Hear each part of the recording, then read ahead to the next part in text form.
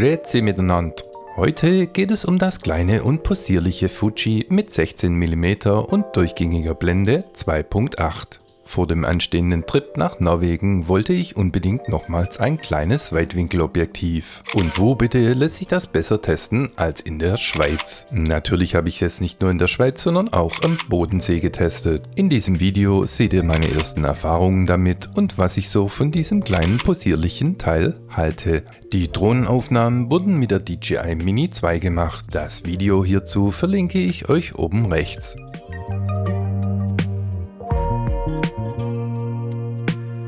Mittlerweile gibt es ja einiges an Auswahl, aber da ich kein großer Freund von Weitwinkel bin, wollte ich auch nicht zu weitwinklig gehen. Außerdem sollte es klein, leicht und handlich sein. Und man sollte nicht nur damit fotografieren können, sondern auch filmen. Wie bei jeder Anschaffung war für mich natürlich wichtig, dass es wetterfest ist, einen Blendenring besitzt und lichtstark ist. Und das letzte Kriterium war natürlich auch der Preis. Bei 330 € gab es jetzt vorerst mal gar nichts zu meckern.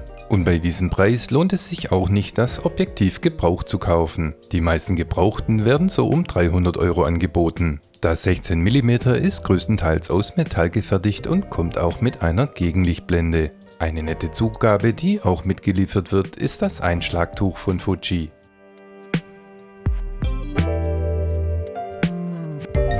Kommen wir als nächstes zum Thema Abbildungsqualität und dazu gehen wir erstmal in Lightroom. Was mich bei Weitwinkelobjektiven immer am meisten stört, ist natürlich die Verzerrung. Und das sieht man hier bei dem ersten Bild ganz gut, diese stürzenden Linien rechts und links. Natürlich ist das normal und bei den meisten auch gewünscht, aber mir persönlich gefällt das nicht immer. Mit dem Transformieren-Tool in Lightroom kann man das natürlich versuchen zu korrigieren. Auf der anderen Seite geht damit natürlich auch wieder so ein bisschen der Charakter des Objektivs verloren. Wobei man aber auch sagen muss, dass die Verzerrung eigentlich nur extrem auffällt, wenn man besonders dicht drauf ist.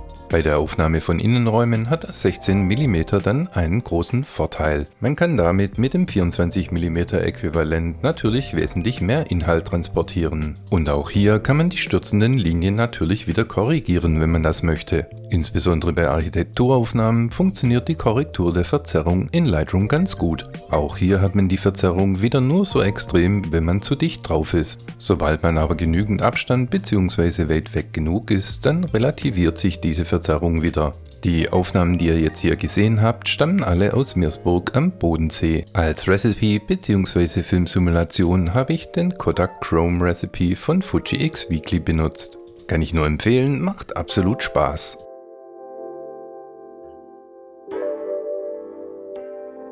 Farblich gibt es bei dem 16 mm ebenfalls nichts zu meckern. Das Fujinion verhält sich ebenfalls wie alle anderen, die ich bisher in den Fingern hatte. Wenn ich mit der Fuji auf Photowalk bin, verwende ich sowieso meistens eines der Recipes, entweder Kodak Chrome 64 oder auch Kodak Portra 400 sehr gerne. Und das ist etwas, was mir bei Fuji eigentlich auch so am meisten gefällt. Man spart jede Menge Zeit in der Bildbearbeitung anschließend. Für Sonnenauf- und Untergänge verwende ich meistens sogar den Sprovia Standard. Da gefallen mir persönlich die Farben am besten. Falls ihr noch ein gutes Recipe für Sonnenauf- und Untergänge kennt, dann schreibt mir doch gerne mal in die Kommentare. Sollte man mal ein falsches Recipe verwendet haben, so ist das auch kein Problem, denn mit dem Fuji X-RAW Studio kann man das ja jederzeit nachträglich ändern. Ein Video habe ich ja hierzu auch schon gemacht, das verlinke ich euch mal oben rechts.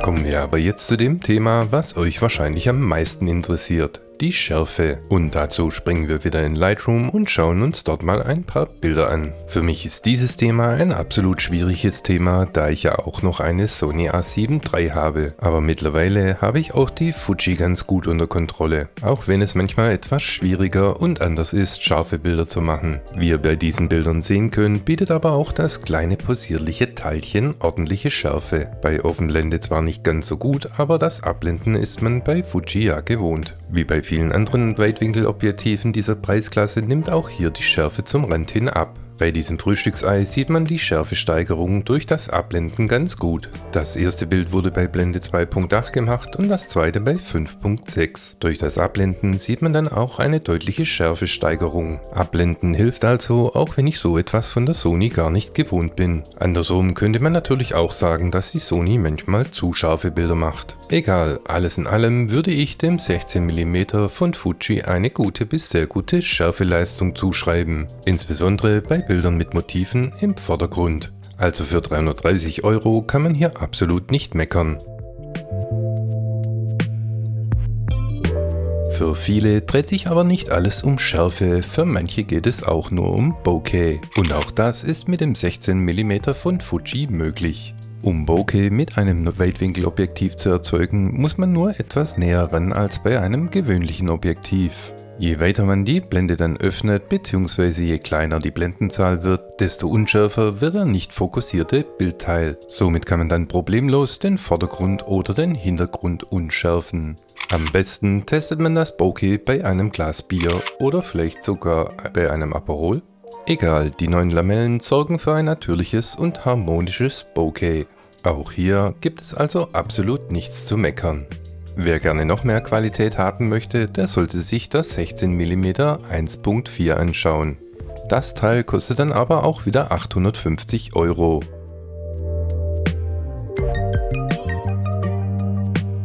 Mit der Offenblende von 2.8 lässt sich auch ganz gut bei Lowlight arbeiten.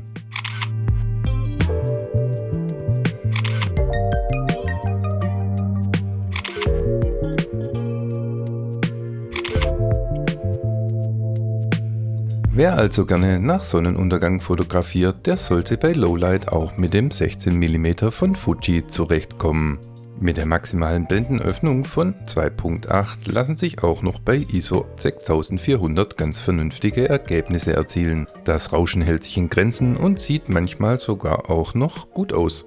Mit einem Stativ können natürlich bei niedrigeren ISO-Werten auch noch bessere Bilder erzeugt werden. Zumindest kann man so dann auch noch das Rauschen reduzieren.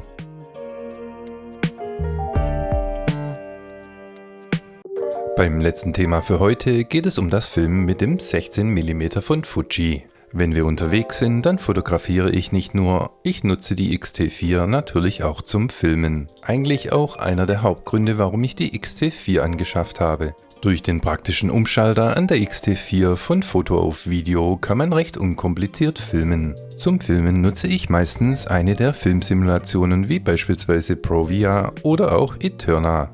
Der Vorteil hierbei ist, dass ich nicht unbedingt einen ND-Filter brauche, da ich den ISO auf 160 stellen kann. Dabei muss ich die Blende dann sehr weit schließen, aber das ist für mich einfach bequemer. Denn beim Fotografieren möchte ich gerne ohne ND-Filter arbeiten. Außerdem ist es für mich persönlich ja meistens auch nur so eine Art Dokumentation. Wer unbedingt mit Offenblende filmen möchte, der benötigt natürlich einen variablen ND-Filter. Was mir beim 16 sowie auch beim 23mm von Fuji aufgefallen ist, dass sie beide dieses Focus Breathing haben. Das Ganze sieht man dann immer an den Rändern. Wenn man mit dem 16mm oder auch 23mm von Fuji filmen möchte, dann sollte man den manuellen Fokus wählen. Beim Filmen mit der X-T4 filme ich meistens in HD, 60 fps und der doppelten Verschlusszeit davon, also 120. Und bei den Filmsimulationen habe ich die Highlights und die Shadows etwas zurückgenommen. Im Grunde genommen so eine Art Flat Profile. Solltet ihr hier noch ein paar Tipps zum Filmen für mich haben, dann immer her damit.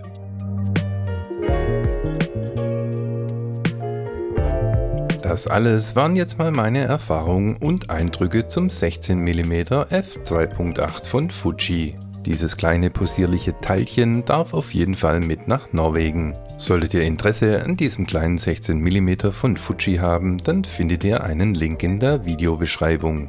Und wenn euch das Video gefallen hat, dann würde ich mich sehr über einen Like oder vielleicht sogar ein Abo freuen. Aktuelle Bilder findet ihr wie immer auf Insta. Und wenn ihr mich dort besucht, dann schreibt mir auch mal. Danke fürs Zuschauen und viel Spaß noch beim Fotografieren und Filmen und ich hoffe, ihr seid beim nächsten Mal wieder dabei.